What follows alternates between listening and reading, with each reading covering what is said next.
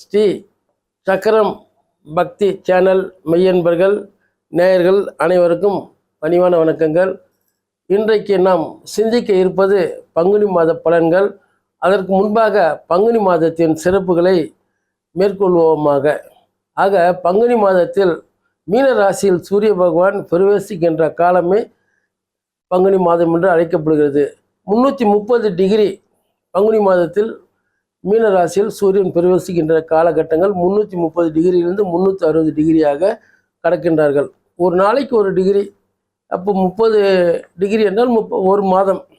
ஆக இப்படி இருக்கின்ற காலகட்டத்தில் அங்கு சூரிய பகவான் பிரவேசிக்கின்ற அந்த பங்குனி மாதம் எப்படிப்பட்டது என்றால், அந்த பங்குனி மாதத்தில் காரைக்கால் அம்மையார் முக்தி அடைந்தது. மகாவீர் ஜெயந்தினுடைய நினைவு நாள். மேலும் பங்குனி உத்திரம் வருகின்றது. அந்த பங்குனி மாதத்தில் முடிகின்ற நேரத்தில் ஸ்ரீ குரோதி ஆண்டு முடிவடைந்து விசுவ வசு ஆண்டு புது ஆண்டு பிறக்கின்றது. பங்குனி மாதம் முடிந்த பிறகு குரோதி ஆண்டு மறைந்து ஸ்ரீ விசுவ வசு ஆண்டு உதயமாகிறது. மாசி மாதத்தின் கடைசி ஞாயிறும் பங்குனி மாதம் கடைசி ஞாயிறு வரைக்கும் திருச்சியில் சமயபுரத்து ஆத்தா, உலகத்தையே தன்னுடைய உயிர்களாக கருதி கொண்டிருக்கும் சமயபுரத்து தாய் அவர்கள் உண்ணா நோன்பு இருந்து உலக உயிர்களுக்காக தான் உண்ணா நோன்பு இருக்கின்றார்கள். அது மிக சிறப்பாக மாசி மாதத்தின் கடைசி ஞாயிறும் பங்குனி மாதத்தின் கடைசி ஞாயிறு வரைக்கும் அந்த தேர் திருவிழா உற்சவங்கள் மிக சிறப்பாக சமயபுரத்து மாரியம்மன் ஆலயத்தில் நடக்கும்.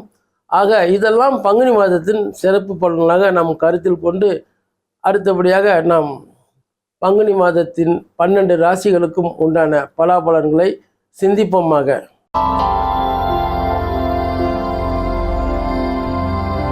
மிதுன ராசி நேயர்களே, எதிலுமே குழப்பம் தடுமாற்றம் முடிவெடுக்க முடியாமல் தவித்து கொண்டிருக்கின்ற உங்களுக்கு ராசிநாதனும் யோகாதிபதியும் சூரியனோடு இணைந்து இருக்கின்ற காரணத்தினாலும் யோகம் அதிர்ஷ்டம் நிறைந்து வந்து கொண்டிருக்கின்றது.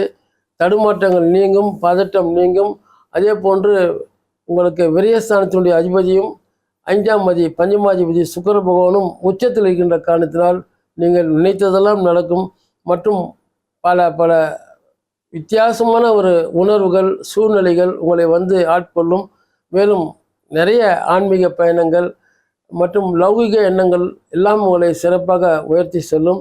மேலும் உங்களுக்கு லாபாதிபதியான செவ்வாய் பகவான் உங்களுக்கு வலிமையோடு இருக்கின்ற காரணத்தினால் உங்களுக்கு அசையாத சொத்துக்களும் பத்திரங்கள் மற்றும் ஆடை ஆபரணங்கள் அசையாத சொத்துக்கள் வாங்கக்கூடிய யோகங்கள் நீங்கள் நினைத்தே பார்த்திருக்க மாட்டீர்கள். அத்தனையும் வந்து உங்களை வந்தடையும். மகிழ்ச்சியில் துள்ளாட்டம் போடுவீர்கள். மேலும் உங்களுக்கு அந்த சனீஸ்வர பகவான் கும்பத்தில் இருக்கின்ற காரணத்தினால் மேலும் அது சரியான ஒரு வலிமையான ஒரு ஸ்தானத்தில் இருந்து கொண்டிருக்கிற காரணத்தினால் உங்களுக்கு ஒரு நல்ல எதிர்பார்த்த நிலைகளும் எதிர்பாராத வாய்ப்புகளும் உங்களை வந்து அழைத்து செல்லும். வெளியூர் பயணங்கள் தித்திக்கும். மற்றும் வெளிநாடு செல்லக்கூடிய பாக்கியம் ஒரு சிலருக்கு வாய்க்கும். இதனால் வரை தள்ளி போய் கொண்டிருந்த பல சந்தர்ப்ப சூழ்நிலைகளை உங்களை வந்து சேர்ந்து உங்களை மகிழ்விக்கும். ஆக இந்த பங்குனி மாதங்கள் உங்களுக்கு மிகவும் சிறப்பாகவும் இருக்கின்றது. அதே போன்று சந்திர பகவானுடைய கருணையினால் மனோகாரகன் மாறி மாறி பயணம் செய்து கொண்டிருந்த காரணத்தினால் உங்களுடைய மனநிலைகள் பாதித்தாலும் பாதித்த அளவுக்கு மேல் உங்களை உயர்த்தி சென்ற மகிழ்ச்சியில் துள்ளாட்டமும் தள்ளாட்டமும் போட வைக்கும்.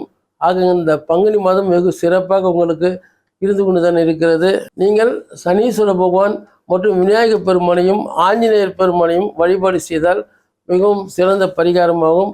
உங்களுடைய எடுத்த முயற்சிகளுக்கு இவர்களெல்லாம் உடன் வந்து உங்களை காத்து ரட்சிப்பார்கள் என்று கூறி மிதுன ராசிக்காரர்கள் பெரும் சந்தோஷம் அடையக்கூடிய மாதம் பங்குனி மாதம். மிதுன ராசி நேயர்களே, உங்களுக்கு 9ஆம் இடத்தில் கும்பத்தில் சனீஸ்வர பகவான் இருக்கின்ற காரணத்தினால் வீட்டில் பெரியவர்கள் மற்றும் தந்தை ஸ்தானத்தில் இருப்பவர்களுடைய உடல் நிலை ஆரோக்கியத்தை சற்று பார்த்து கொள்ளுங்கள். உங்களுக்கு இது நாள் வரைக்கும் இருந்து வந்த அந்த உயர்நிலைகள் தானாக வந்து அடையும். மேலும் தட்சிணாமூர்த்தி வழிபாடும் கேது வழிபாடும் உங்களுக்கு சிறப்பான பலனை தரும். பங்குனி மாதத்தில் நீங்கள் மேலும் மேலும் உயர்வடைவீர்கள். இதுவரை எனக்கு தெரிந்தது என் மனதில் உதித்த சில கருத்துக்கள், இறைவன் தந்த கருத்துக்களை உங்களுக்கு இறைவனர்களால் வார்த்தைகளாக தந்தேன். ஆக இது எல்லாம் எப்படி இருக்கும் என்று பார்த்தால், ஜனனகால ஜாதகம், கோல்சாரம் மற்றும் உடுமகா திசை, இந்த மூணுத்தையும் ஒரு ட்ரையாங்கிளாக கொண்டு வந்து அதுலேருந்து ப்ரொடிக்ஷன் கொடுக்கணும். நாங்கள் அந்த கால கோல்சாரம் கால நிலைகளை கொண்டு இங்கே இருக்கின்ற அந்த கிரகங்களின் அமைப்பை கொண்டு இறைவனுடைய அனுமதியோடு வந்த கருத்துக்களை உங்களோடு பகிர்ந்து கொண்டோம். எல்லா நேயர்களும் எல்லா வளமும் பெற்று சிறப்பாக இருக்க வேண்டும். அதற்கு முன்னதாக கோல்சாரம் அதையும் கணக்கில் கொண்டு உங்கள் அருகாமையில் இருக்கின்ற உங்களுக்கு பிடித்த அந்த ஒரு ஜோதிடரும் சென்று கலந்தாய்வு செய்து இதற்கு என்ன செய்யலாம் என்று கேட்டு பரிகாரமாக நீங்கள் செய்தால் இன்னும் வளமோடும் சிறப்பாகவும் நீங்கள் வாழலாம்.